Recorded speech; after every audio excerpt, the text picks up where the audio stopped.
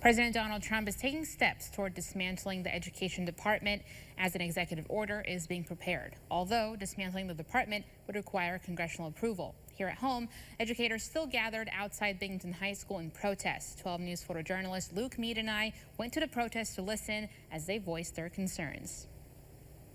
We know that we must continue to apply pressure on this issue because we know education is a pathway for success for everyone. Dozens of educators, current and former, united on Thursday with one voice and message, protecting students and the schools. After 40 years of education, I feel it's important that we cannot let this department fail or disappear. The protest comes after President Trump said he wants newly confirmed Chief of Education Linda McMahon to, quote, put herself out of a job and eliminate the education department, a move that local teachers say will threaten public education in Binghamton. Public schools are the backbone of our country, especially for Binghamton area. We have so many underprivileged kids. Any type of cuts to our education would be detrimental to all levels, high school all the way down. The Department of Education offers a myriad of resources, but its primary responsibility is finances.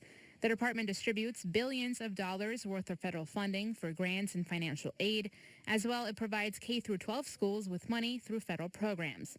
The Trump administration wants this to be controlled by the states. He says the education department has overstepped. Broome GOP Chairman Benji Fetterman echoed that sentiment. He says, quote, while Governor Kathy Hochul spends over $36,000 per pupil, nearly half of students in New York are not proficient in reading and math.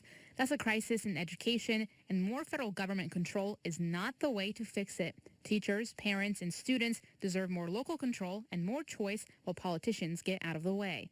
Education is a right. Local instructors say they're staying loud and clear, so state representatives and lawmakers in Washington feel their pressure.